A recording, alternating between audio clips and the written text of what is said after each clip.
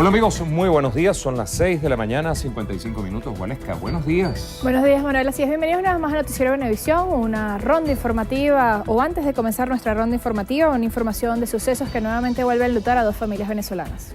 Este domingo se conoció el asesinato de dos hombres en el Parque Nacional El Ávila, en el Guaraíra Repano, a la altura del Cortafuego, en La Pastora. Las víctimas fueron identificadas como Gustavo Jiménez y Luis Daniel Gómez, el primero hijo de Gustavo Jiménez, expresidente de Empresas Polar y excuñado de Carlos Ocariz. El segundo, amigo cercano de Leopoldo López. Se pudo conocer que las dos víctimas fueron atacados el sábado, presuntamente producto de un intento de secuestro. Ambos cuerpos presentaban 2 impactos de bala y fueron hallados por un guardaparques. De acuerdo con información preliminar, ambos salieron a hacer ejercicios en la montaña el sábado y funcionarios del 6CPC realizaron el levantamiento de los cuerpos e iniciaron las investigaciones correspondientes. Bueno amigos, desde aquí le hacemos llegar nuestras palabras de condolencia a estas dos familias venezolanas. Nuestra ronda informativa de este lunes la iniciamos desde el estado Lara. Allí Lirio Pérez nos comenta que las autoridades trabajan en la reparación de semáforos dañados durante las protestas en la entidad. Buenos días, Lirio. Buenos días. Aquí en Barquisimeto, Lara, la Autoridad Metropolitana de Tránsito y Transporte repara y repone semáforos intencionalmente dañados o derribados en las principales intersecciones, avenidas Venezuela con Morán, Lara con Leones y Bracamonte con Críspulo Benítez. Técnicos trabajan para poner nuevamente en servicio los dispositivos para control de tráfico.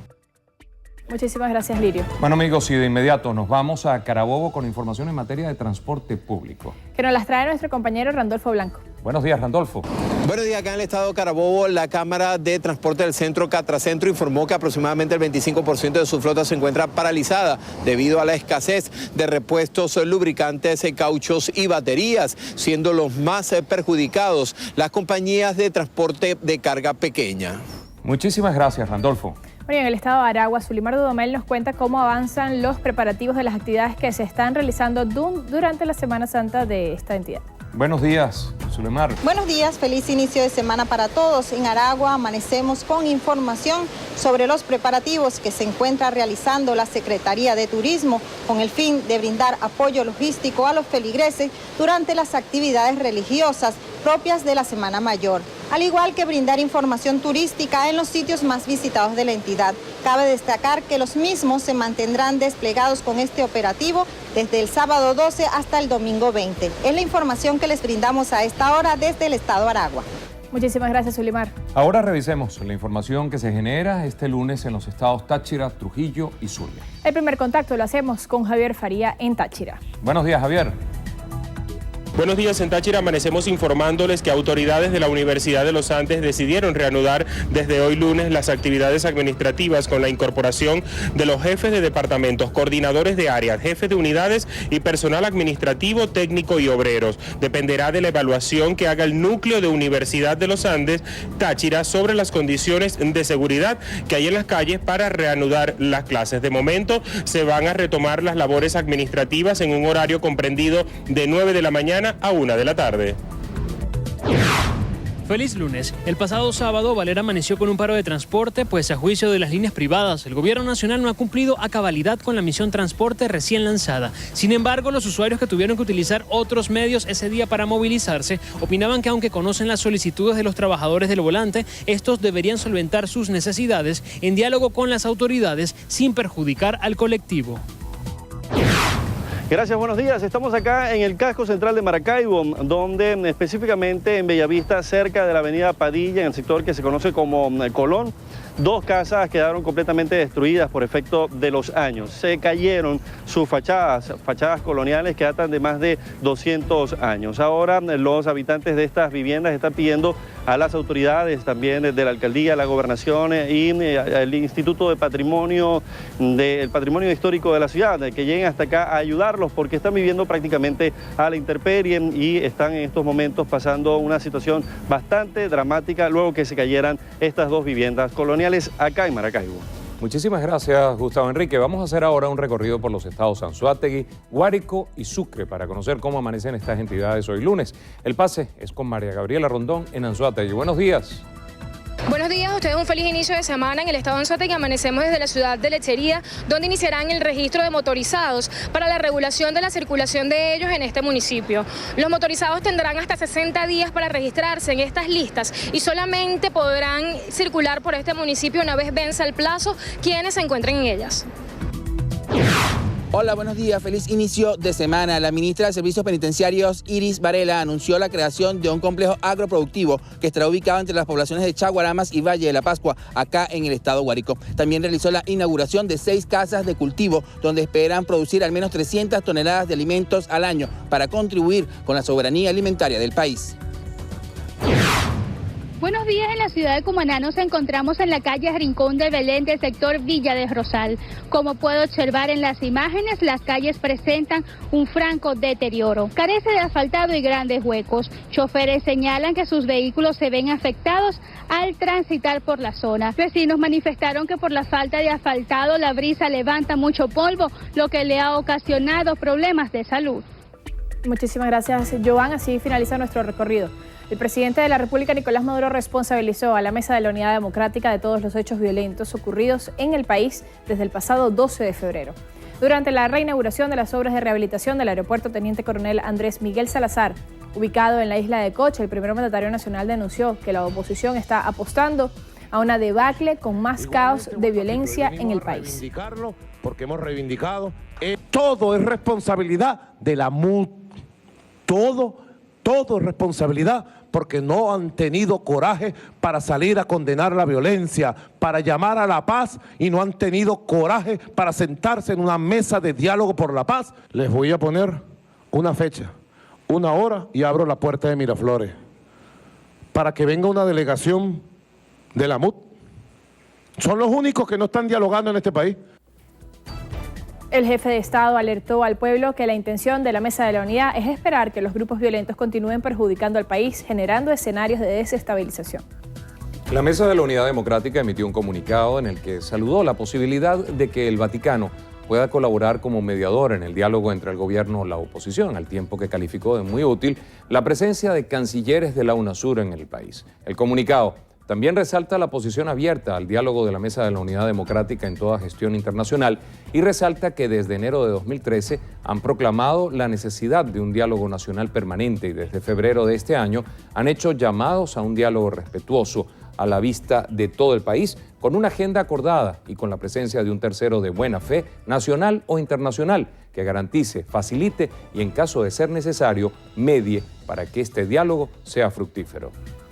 El jefe del Core 5, Manuel Quevedo, informó que 25 personas fueron detenidas por los efectivos de la Guardia Nacional en Chacao durante las acciones violentas en contra de la sede del Ministerio de Servicios Penitenciarios. Quevedo indicó que los detenidos fueron trasladados al Regimiento de Seguridad Urbana en Fuerte Tiuna para luego ser presentados ante la justicia por los daños perpetrados en contra de la sede ministerial. Señaló que fueron puestos a la orden de la División contra Terrorismo del 6CPC. Salió un grupo violento ya directamente al puente del Rosal Las Mercedes, donde empezaron a lanzar piedras a los vehículos que transitaban por la autopista Francisco Fajardo, empezaron a lanzar cohetones, bueno, una actitud absolutamente hostil, ¿no? Utilizando morteros en muchos casos en contra de la Policía Nacional Bolivariana y de la Guardia Nacional. Aseguró que los grupos violentos han radicalizado sus acciones porque se ven reducidos por los cuerpos de seguridad del Estado. La Cámara Venezolana de Centros Comerciales suspendió la decisión de cierre de los centros comerciales los días lunes.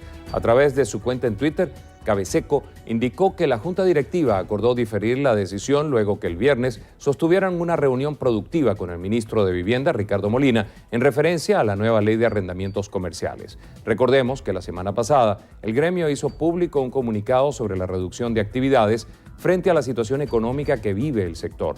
Este domingo, Víctor Maldonado, director ejecutivo de la Cámara de Comercios, le hizo un llamado al gobierno nacional a revertir las decisiones sobre los centros comerciales, pues han reportado pérdidas de hasta 60.000 empleos.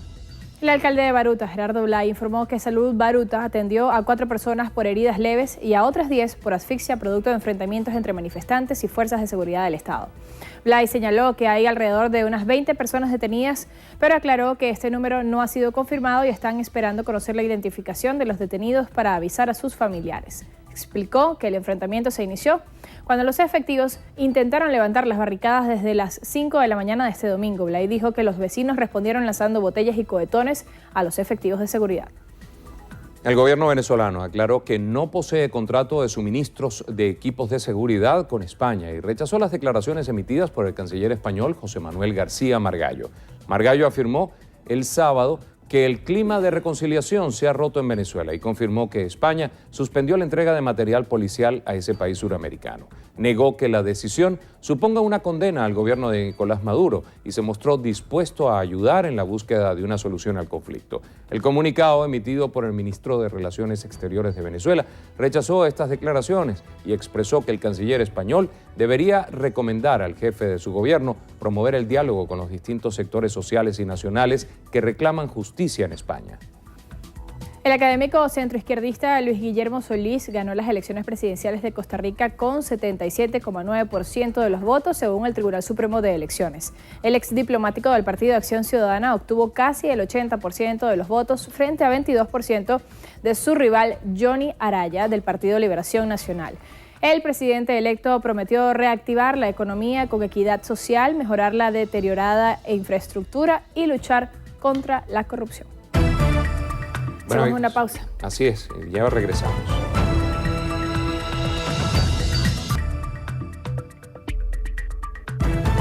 Siete de la mañana, 10 minutos. El canciller de la República, Elías Agua, aseguró que el Ejecutivo Nacional está dispuesto a recibir la mediación del Vaticano como testigo de buena fe en el diálogo entre el gobierno y la oposición.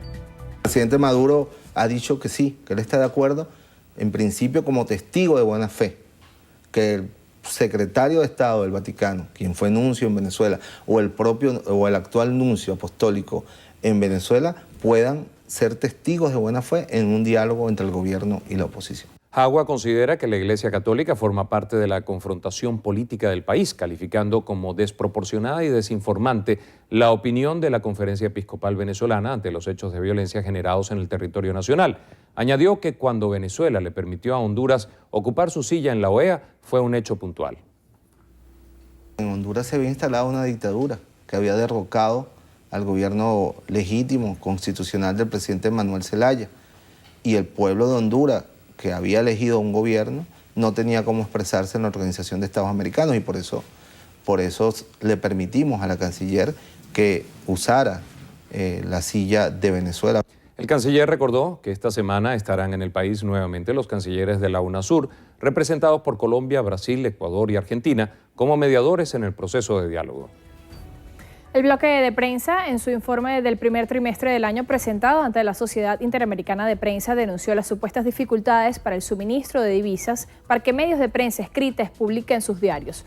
Durante la reunión semestral de la Sociedad Interamericana de Prensa, que se celebra en Barbados, Carlos Carmona, del Impulso de Barquisimeto, presentó el informe sobre la libertad de expresión en el país correspondiente al primer trimestre de 2014, en el cual destacó la preocupación por lo que considera un momento difícil para la prensa venezolana, que a su juicio está asignada por un cuadro de violencia social. Señala que la mayoría de los detenidos durante las protestas populares en Venezuela no gozan aún de plena libertad y agrega que entre ellos han figurado 105 periodistas. El informe resalta como positivos los gestos de la Asociación Andiarios de crear una página web para que medios de toda Latinoamérica puedan difundir información sobre Venezuela y la decisión de periódicos colombianos de suministrar papel a sus colegas venezolanos.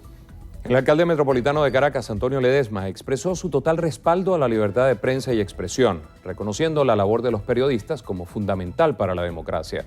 En una intervención que tuvo en Barbados durante la reunión semestral de la Sociedad Interamericana de Prensa, Ledesma explicó la situación de la prensa en Venezuela, a la vez que manifestó su agradecimiento a la solidaridad internacional ante la crisis que atraviesa Venezuela y presentó un informe detallado de las agresiones a periodistas. El vicepresidente de la República, Jorge Arreaza, encabezó el inicio de la primera jornada de registro nacional de la misión Transporte en el estado Vargas con el objetivo de fortalecer el sistema de transporte nacional. Arreaza informó que estas jornadas permitirán obtener datos sobre el número de transportistas, la condición social de los mismos, el estado de la unidad de transporte que utilizan y si requieren alguna adecuación. que conforma 7 de 11 parroquias. Es una misión neurálgica, es una misión que va a articular muchos procesos en la economía, en la sociedad, en la ciudad, y vamos a dignificar el mundo del transporte, tanto a los transportistas como a los usuarios, bueno, y todos los que están también vinculados a través de los talleres mecánicos, a través del trabajo en la vialidad.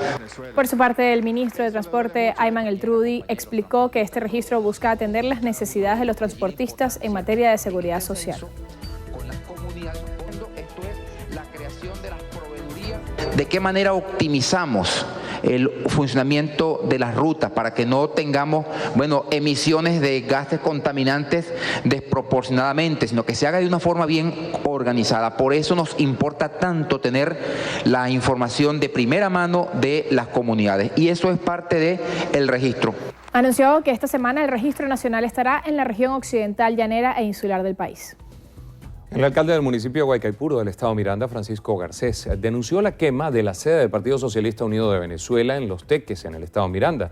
Explicó que las experticias del CICPC y expertos bomberiles confirmaron que el incendio en la sede fue provocado. Por su parte, el presidente de la corporación Miranda, Elías Jagua, destacó que el ataque a la sede del partido fue realizado con bombas Molotov. De igual forma, denunció que un hecho similar ocurrió en el CDI La Vaquera, en Guarena. Se exigió al gobernador de la entidad que se pronunciara ante estos sucesos. El gobernador del estado Lara, Henry Falcón, confirmó que la madrugada del sábado ocurrió un incendio en la sede de la Mesa de la Unidad Democrática en el estado Lara. El gobernador presume que el hecho fue provocado al ser lanzados objetos contundentes a la sede. Precisó que solo existen daños materiales en el lugar. Falcón destacó que el cuerpo de bomberos del municipio de Iribarren controlaron el incendio y levantaron un informe para determinar si fue provocado. La Comisión Interamericana de Derechos Humanos reiteró su profunda preocupación por la situación que se vive en el país. Indicó que está evaluando realizar un informe especial sobre las protestas que se han realizado en los últimos días en Venezuela. El comisionado Felipe González dijo que la Corte Interamericana aún no ha tomado una decisión sobre si realizar o no un informe especial sobre la ola de protestas que vive Venezuela desde hace casi 2 meses. Señaló que está considerando todos los mecanismos con los que cuenta la comisión para actuar. Estas declaraciones las ofreció González durante el periodo 150 de sesiones de este organismo internacional. Bueno, amigos, vamos a hacer una nueva pausa. En breve regresamos con más.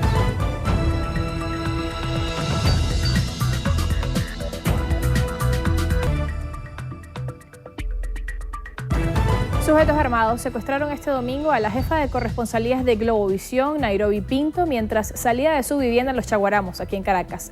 La periodista se encontraba con su familia cuando fue interceptada por 2 encapuchados armados que la obligaron a salir del edificio. Esto lo confirmó su hermana Jocelyn Pinto, quien contó que el par de plagiarios se llevó a la comunicadora en un vehículo Chevy color azul metálico a eso de las 4:30 de la tarde. Los cuerpos de seguridad ya están atendiendo el caso y hacen un llamado a los plagiarios para que la liberen.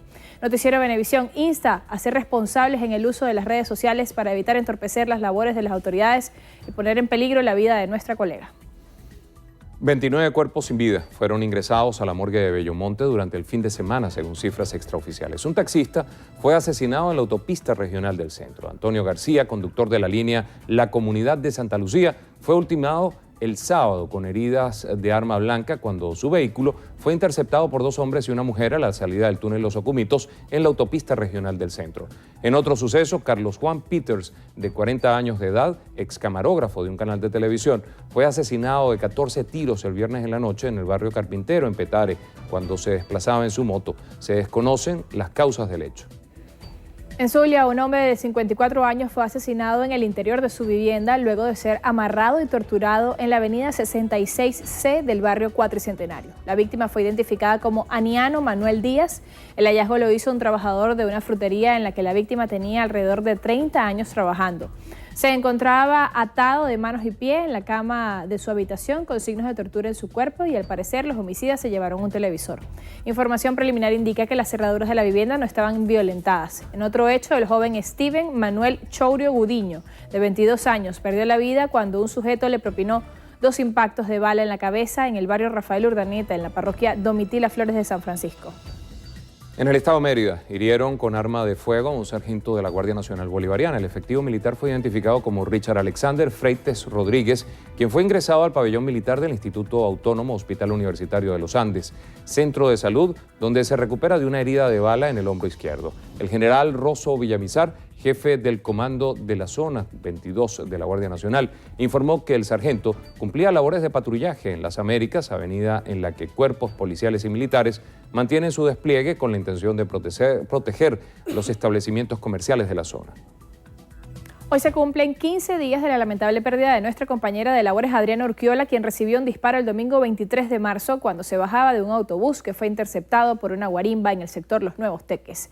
El ciudadano Johnny Eduardo Bolívar Jiménez, alias Capitán Bolívar, de 38 años, admitió en una entrevista al diario El Nacional haber matado a Urquiola al disparar un arma de su propiedad en medio de una guarimba. Luego de esto, el presunto asesino se supone huyó del país. Bolívar Jiménez posee antecedentes policiales desde 2003 por los delitos de secuestro, usurpación de título militar, ocultamiento ilícito de arma de fuego y obtención de pasaporte con falsedad. El 30 de marzo de 2006, el juzgado cuarto del juicio Circuito Judicial Penal del Estado Lara emitió contra Bolívar Jiménez una sanción penal y definitiva de 23 años, 7 meses y 5 días de prisión. Las autoridades venezolanas solicitaron a Interpol activar alerta roja para la búsqueda de Johnny Bolívar Jiménez, pero en el sitio web de Interpol aún no aparece entre las personas buscadas. Al momento de ser asesinada, Adriana Urquiola tenía 7 meses de embarazo. Adriana era nuestra intérprete de señas de la emisión meridiana de Noticiero Venevisión desde el año 2008. La Organización de Naciones Unidas envió un comunicado que expresa su preocupación por el alto costo de vidas humanas durante los hechos violentos generados en el país desde el pasado 12 de febrero. La ONU reiteró el llamado de asegurar la protección de los derechos humanos de todos los venezolanos. Destacan el esfuerzo que se viene realizando con las conferencias nacionales y regionales de paz y el anuncio hecho por el presidente Nicolás Maduro sobre la creación del Consejo Nacional de Derechos Humanos. Apoyan la decisión de la fiscal general de la República, Luisa Ortega Díaz, de aplicar todo el peso de la ley a quienes la hayan transgredido en el ejercicio de sus funciones. La Central Bolivariana de Trabajadores de la Ciudad, Campo y Pesca firmaron un convenio entre la Fundación de la Televisión Obrera y el INCRET para la salida al aire del canal TV Obrera. El presidente de la Central Bolivariana Socialista de Trabajadores, Will Rangel, saludó la iniciativa porque considera que será útil para la clase obrera. De manera tal que este elemento tan útil como es un canal de televisión para la clase obrera es el cañón que va a utilizar la clase obrera para avanzar en la profundización del cambio de este Estado. Por su parte, el diputado Osvaldo Vera informó que ya están trabajando en la parrilla de programación y la adquisición de equipos. Hemos logrado este acuerdo, el hecho de este acto, de esta sede, y el plan que tenemos es que en mes de mayo, ya conmemorando ese mes de los trabajadores y las trabajadoras.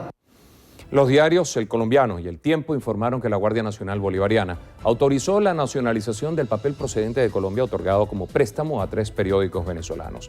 Las 52 toneladas de papel destinadas a los diarios El Nacional, El Nuevo País y El Impulso ya se encuentran en territorio venezolano, aunque el Cuerpo de Seguridad recomendó limitar la circulación de los camiones en horario nocturno.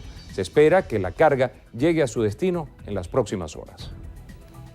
El atleta paralímpico surafricano Oscar Pistorius pidió perdón a la familia de su novia Riva Steenkamp en su primer testimonio ante el juzgado de Pretoria, donde se le acusa de asesinar a la modelo en febrero de 2013. La fiscalía intenta comprobar que Steenkamp fue asesinada premeditadamente por Pistorius, quien fue señalado por varios testigos como un hombre obsesionado con las armas. Esta semana es el turno de la defensa, que tratará de convencer al jurado de que el atleta disparó pensando que había un intruso en la vivienda. De resultar creíble la historia, Pistorius podría ser absuelto de asesinato y acusado de un cargo menor por homicidio culposo.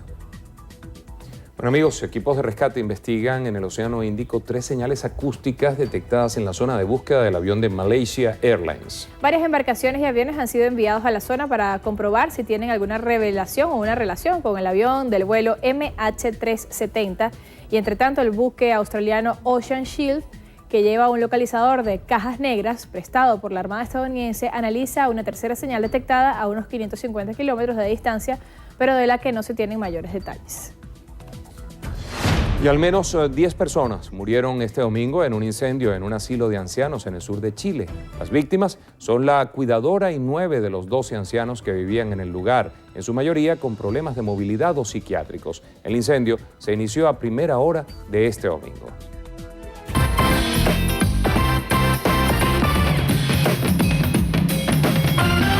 Feliz comienzo de semana y bienvenidos a nuestra sección. Hoy se celebra el Día Mundial de la Salud. A mi lado el doctor Sunil Aryanani, bienvenido, oncólogo. Y vamos a hablar de muchísimos temas. En principio de biotecnología, este término que es una de las tendencias actuales, y también del llamado de la comunidad médica, doctor, para la atención de enfermedades transmitidas por vectores, que es el mensaje del año 2014. Bienvenido. Muchas gracias. Bueno, sí es.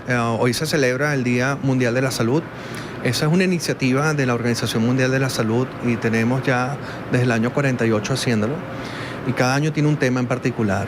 Ahora, hablando del tema de biotecnología, este es un tema absolutamente fascinante. Nosotros no solamente tenemos tecnología, por ejemplo, como la que tenemos acá atrás, para hacer diagnósticos mucho más certeros y digamos mucho más exactos, sino que también hoy en día tenemos una cantidad de elementos de tratamiento que se han desarrollado por biotecnología. Son drogas, muchas veces anticuerpos monoclonales, que se están usando en muchas áreas de la medicina. Por ejemplo, en mi área en particular, en la oncología, tenemos una cantidad de estas drogas que han cambiado el panorama de lo que es el tratamiento. ¿Qué hace esta máquina en particular? Este es un tomógrafo por emisión de positrones. Es un aparato de tomografía, pero naturalmente en lugar de ser o usar un contraste con yodo, usamos un contraste metabólico, usamos una molécula de azúcar marcada con radioactividad. Y este aparato tiene la ventaja de ayudarnos a detectar sitios que tengan enfermedad activa en el cuerpo. Es medicina nuclear y parece sacada de una película de ciencia ficción. Pero antes de saber si este paciente está bien o no, en el reino animal siguen latentes otras amenazas para el ser humano. Por ejemplo, el paludismo sigue siendo un problema rampante a nivel mundial. Es la enfermedad infecciosa que causa más muertes, sobre todo en África. Tenemos un creciente problema a nivel mundial que tiene que ver mucho con dengue.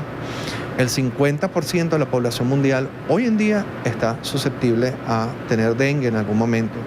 El dengue es una enfermedad que viene creciendo también de una forma desproporcionada, tiene que ver con el crecimiento urbano, tiene que ver con condiciones de higiene.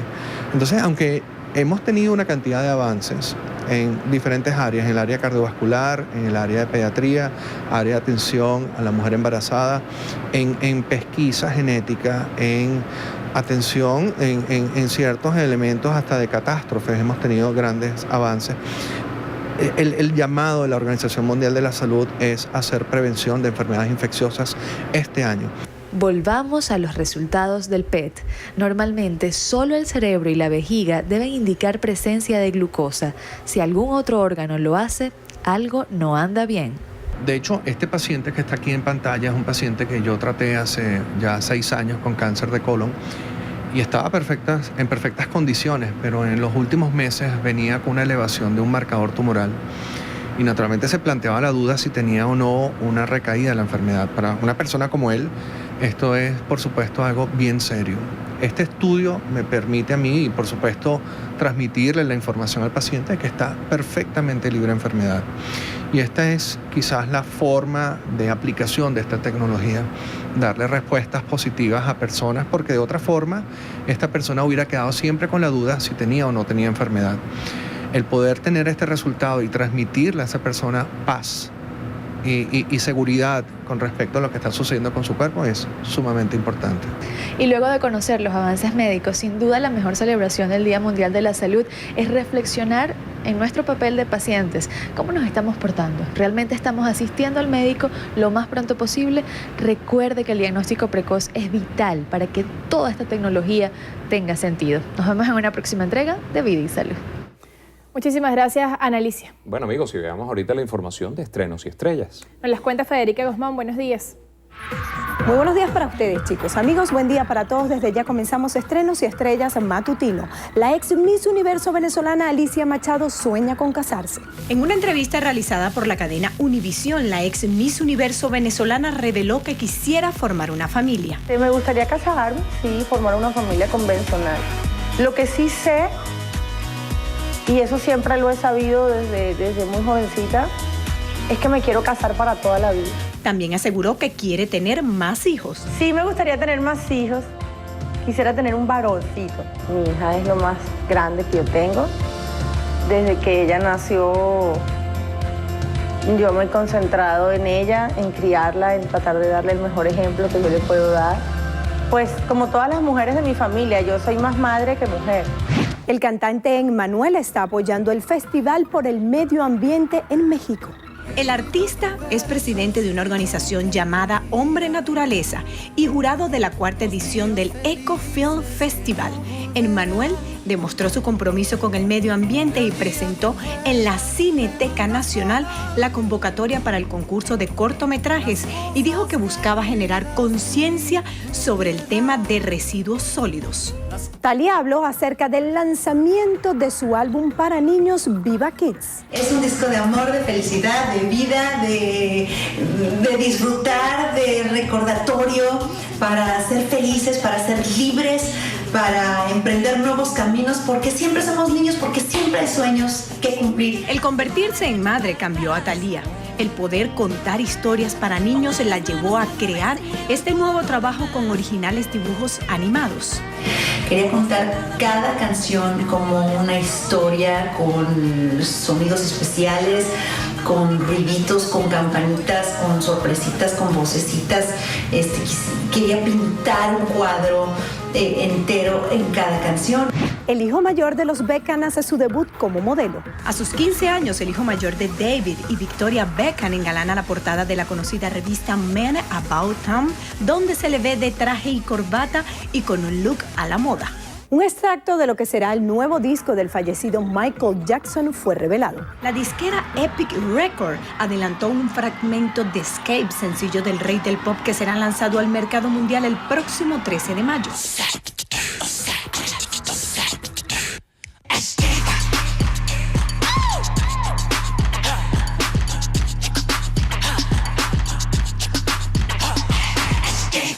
Así llegamos al final. Yo soy Federica Guzmán y los invito como siempre a que me acompañen en la emisión meridiana de Estrenos y Estrellas. Feliz mañana para todos. Muchísimas gracias, Federica. Amigos, en la próxima parte, en la entrevista de Venevisión, Andrina Yepes va a estar conversando con José Albornoz, dirigente de la oposición. Eso es al regreso, amigos. Acompáñanos.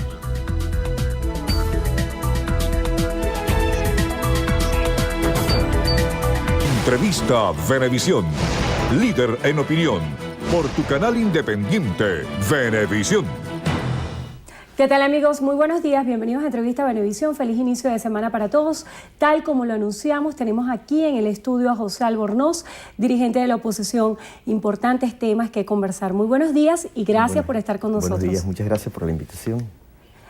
Quisiera que arrancáramos la entrevista analizando el tema de la llegada de la misión de UNASUR a Venezuela. 8 cancilleres llegan a nuestro país en una segunda ronda que intenta propiciar el diálogo.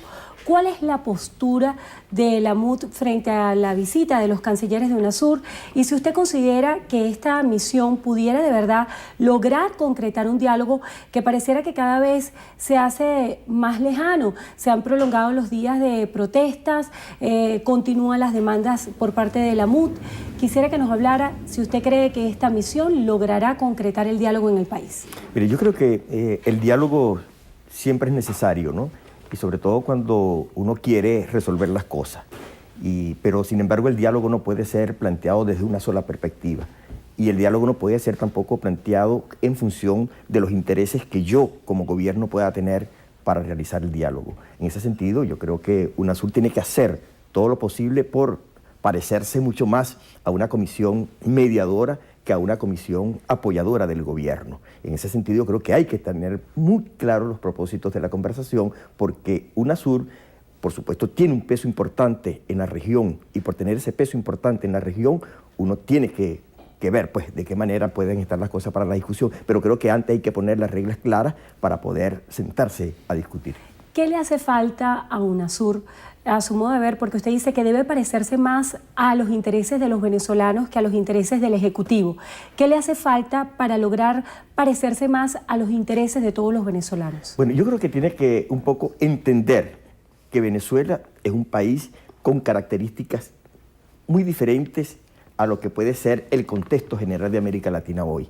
Venezuela está en un proceso de conformación de una sociedad que por supuesto tiene contradicciones, pero además tiene propósitos muy claros, y en ese sentido UNASUR tiene que respetar las autonomías, no solamente de lo que significan los gobiernos, porque las naciones no lo forman únicamente los gobiernos, lo forma también su gente, y en ese sentido la gente que actúa de una u otra manera con propósitos comunes en función de resolver los problemas del país, tienen que ser considerados por cualquiera que venga a mediar. Y yo creo que en ese sentido es importante entender o tomar como ejemplo, yo creo que cuando Mandela comienza a dar las discusiones, bueno, en plena guerra, pues en pleno conflicto, pero Mandela entendió que ese propósito de tratar de entender que todos eran personas que tenían derechos y tenían propósitos muy concretos, permitió el diálogo. Yo creo que en esta oportunidad, creo que el ejemplo de Mandela es importante a tenerlo siempre en la mira desde el punto de vista de las conversaciones. Hay un tema que resulta bien interesante, y es que el día de ayer el ministro de Interior, Justicia y Paz, Miguel Rodríguez Torres, señalaba que la oposición ha demostrado que siempre busca atajos para tratar de alcanzar el poder. Hay algunas visiones de lo que ha sido estas jornadas de protestas a nivel nacional que responden a que estas son propiciadas con un interés político concreto, que es sacar al presidente Nicolás Maduro de la presidencia.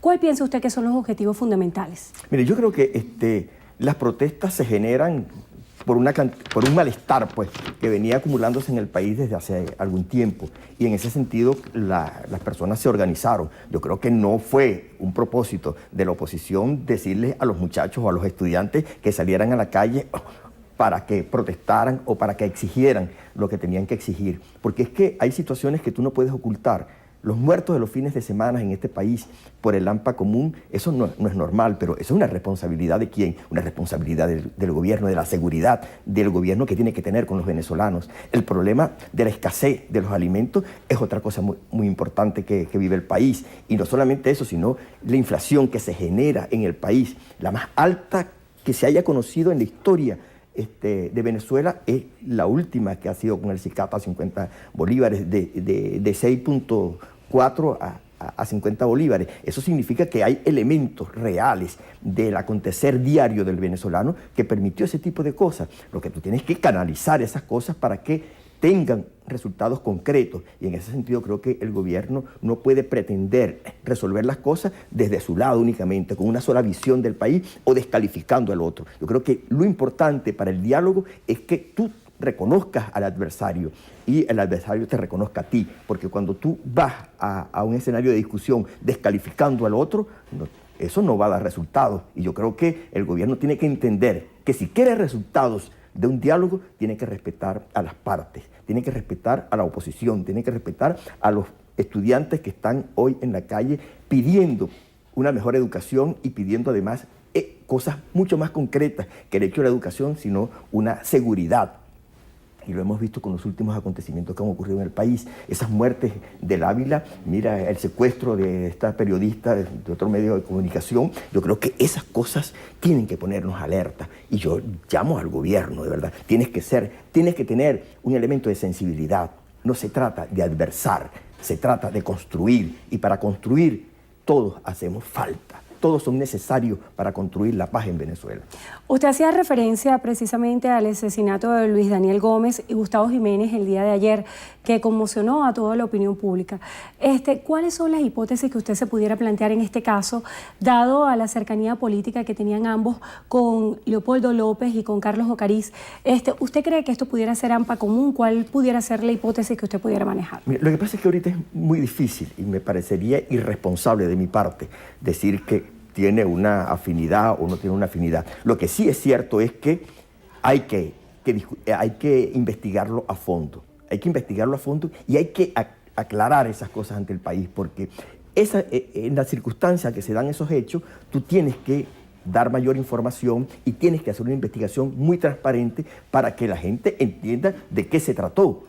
Y además la población necesita entender de qué se trató, porque es la única manera de que tú puedas tener confianza en quienes dirigen el país y, por supuesto, los medios de seguridad que tenemos, las policías, todo el sistema integral de protección que pueda tener un ciudadano que salga a montar bicicleta, no solamente al Ávila, a cualquier parte de la ciudad. Yo creo que la reflexión y las acciones tienen que ser con mucho tino y con mucha reflexión.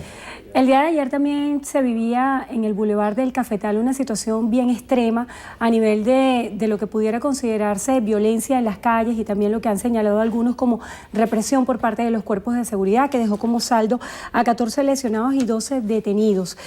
También el día de ayer surgía la teoría de que la organización de quienes participan en las guarimbas es exportada, que no es propia de venezolanos. ¿Qué opinión le merece este señalamiento? Mire, yo creo que hay mucho de especulación en ver, pues, pero cuando tú pasas por un sitio de eso y ves quiénes están en las protestas, cuáles son los muchachos que te entregan el volante, cuáles son los muchachos que te mandan a pasar por otra parte, o que por favor, señor, devuélvase, porque aquí no va a haber paso. Mira, esos son venezolanos, yo creo que son venezolanos que están protestando, venezolanos que están descontentos y que han asumido una posición de protesta ante la incapacidad de poder ser oídos de otra manera por el gobierno. Yo creo que ahí la responsabilidad del gobierno y del Estado es mucho mayor, y los cuerpos de seguridad no pueden pretender buscar chivos expiatorios en esto. Tienen que actuar con mucha inteligencia y con mucha madurez para resolver la cosa. Bueno, le damos las gracias a José Albornoz, dirigente de la oposición, por haber estado con nosotros hoy en Entrevista a Venevisión. Muchísimas gracias. Bueno, al regreso tenemos más de Entrevista a Venevisión. Aquí vamos a tener en el estudio a Francisco Garcés, alcalde del municipio Guaycaipuro, Los Teques, Estado Miranda. Esto va a ser al regreso.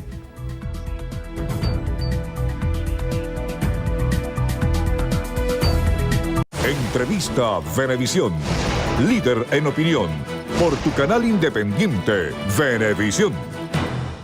Bueno, amigos, tal como lo anunciamos, tenemos aquí en el estudio al alcalde Francisco Garcés. Él es alcalde del municipio Guaycaipuro, Los Teques, Estado Miranda, en representación del Partido Socialista Unido de Venezuela. Gracias por estar con nosotros. Buenos días. Muy buenos días, Hendrina. Saludos para ti, por supuesto, para todos quienes nos ven desde acá, desde Venevisión.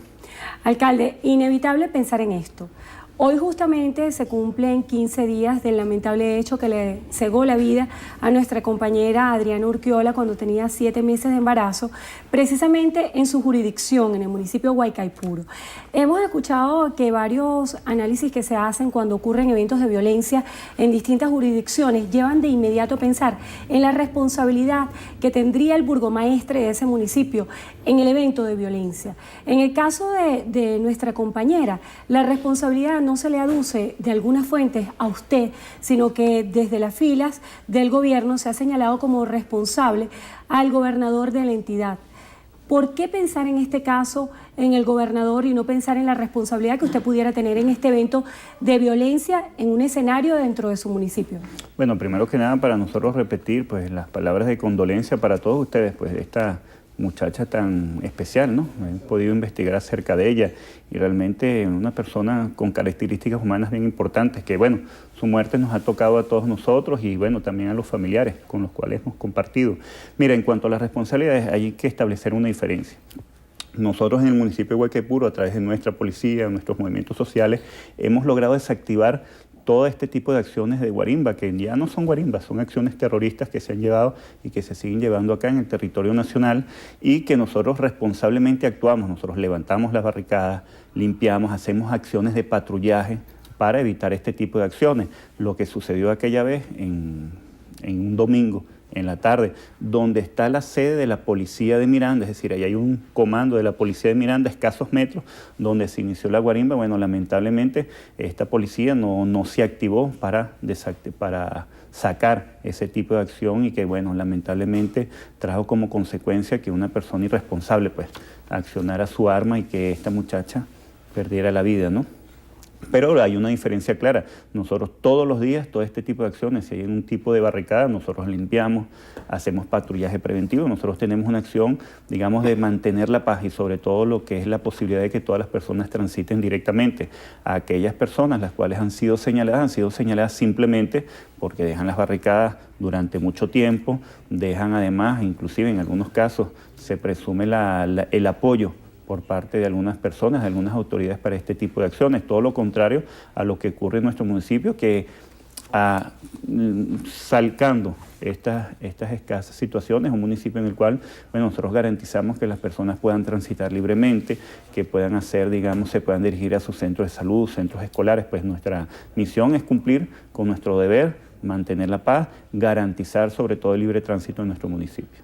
Hablando un poco acerca de las declaraciones que ofrecía el ministro de Interior, Justicia y Paz acerca de una alerta de una nueva fase de violencia selectiva y actos para movilizar a la oposición. El día sábado vimos que la sede del Partido Socialista Unido de Venezuela en Los Teques fue incendiada. Usted ofrecía declaraciones asegurando de que esto era un hecho intencional. ¿Cuál cree usted que sería el objetivo de realizar este tipo de actos? Mire, este acto fue realizado en la madrugada, sin embargo no fue hasta horas del mediodía cuando yo personalmente me pronuncié, una vez que teníamos la certeza de que esta acción fue provocada. Por supuesto que teníamos algunos indicios iniciales, pero bueno, una vez que los efectivos de inteligencia policial, así como los bomberos, determinaron que fue una acción provocada por bombas incendiarias, bueno, nosotros dimos a conocer que fue un acto intencional, un acto que por supuesto tiende a tratar de provocar a la militancia, ¿no? De que le destruyen la sede de su partido y a tratar de que reaccionen en contra de algunos grupos, digamos, de la oposición, que ciertamente están movilizados de manera violenta. Sin embargo, nosotros hicimos nuestro llamado a la prudencia, nuestro llamado sobre todo a la militancia, pero a la movilización por la paz. Nosotros estamos convencidos de que el único camino es el diálogo. Así lo ha establecido nuestro presidente. Ha sido, creo yo, un obstinado en llamar a toda la oposición a debatir, pero lamentablemente yo creo que la oposición está atrapada por un grupo de radicales que no deja que aquellos que creen que la participación democrática y el diálogo es el camino, bueno, no tienen la suficiente valentía para imponerse sobre aquellos, digamos, que llaman a la violencia y a estos actos terroristas que realmente quieren llevar a otras situaciones extremas. Es cierto lo que dice el ministro Torres, estos son tipos de acciones que quieren hacer, generar enfrentamientos, pero bueno, ante ello nosotros tenemos la suficiente certeza de que el diálogo es la única manera de conciliar las posiciones encontradas, es decir, la discusión de altura, la discusión democrática, lo que nosotros estamos acostumbrados. Los venezolanos estamos acostumbrados a estos tipos de acciones diarias. De hecho, hoy llegué de casualidad porque, bueno, salí a las 6 de la mañana y quedándome inclusive hoy en Caracas previendo la situación, pero bueno, acciones distintas en la ciudad, pues no te permiten desplazarse de manera cotidiana. Yo creo que los venezolanos rechazan esta forma de hacer política, no es una forma constructiva, ¿no? ¿De qué manera está interpretando el Ejecutivo Nacional todas estas manifestaciones de protesta y de descontento? ¿Y de qué manera se están enviando señales claras de que existe una disposición de diálogo? Bueno, si tú tienes descontento, tú tienes las vías democráticas para manifestarlo. Tú puedes marchar de manera pacífica, tú puedes además hacer las acciones que tienes a través del Parlamento, a través de las discusiones que tienes en las alcaldías, en los consejos municipales.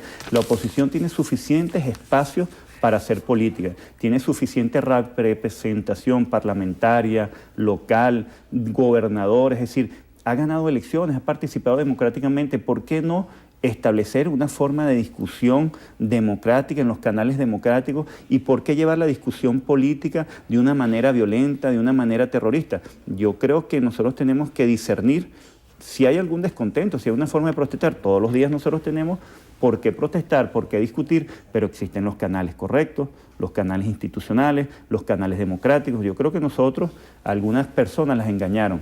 Le dijeron que a través de estas acciones violentas ellos iban a cumplir su sueño, ¿verdad?, de poner el gobierno por una vía no democrática, por una vía electoral. Lamentablemente ahorita se ven entrampados y yo creo que, así como en el 2002, que se le fue el paro de las manos, yo creo que la guarimba también se le fue de las manos. Hablando un poco de las formas de protesta que usted dice que están contempladas en el seno de la Constitución, hay voces dentro de la oposición que hablan de la criminalización de la protesta, que en muchas ocasiones cuando ha habido marchas que ellos consideran ha sido pacíficas, el exceso o represión por parte de los cuerpos de seguridad del Estado han propiciado estas marchas pacíficas en escenarios de violencia. ¿Dónde cree usted que está la violencia? Mira, yo todavía no he visto a los voceros de la oposición señalar de manera contundente que rechazan esas acciones de violencia, que rechazan la quema de universidades, que rechazan que se pongan guayas en las avenidas en algunos lugares, que rechacen de que impedirle el paso, ¿verdad?, a algunas personas, y que además establecer que levantan barricadas, que prenden fuego en distintos lugares de la ciudad, yo no los he visto con una acción contundente que los rechace, y aún más no les he visto acciones, las cuales, es decir, la policía de Miranda, por ejemplo, tiene acciones contra este tipo de acciones y tiene las facultades constitucionales para hacerlo, pero no ejerce ningún tipo de acción. Entonces, de alguna manera, ese es el mensaje. Yo creo que nosotros, mira, como te digo, nosotros tenemos la oportunidad y la oposición tiene la oportunidad de expresar su opinión. Mira, que los estudiantes hayan sido llamados a una mesa de diálogo con el presidente.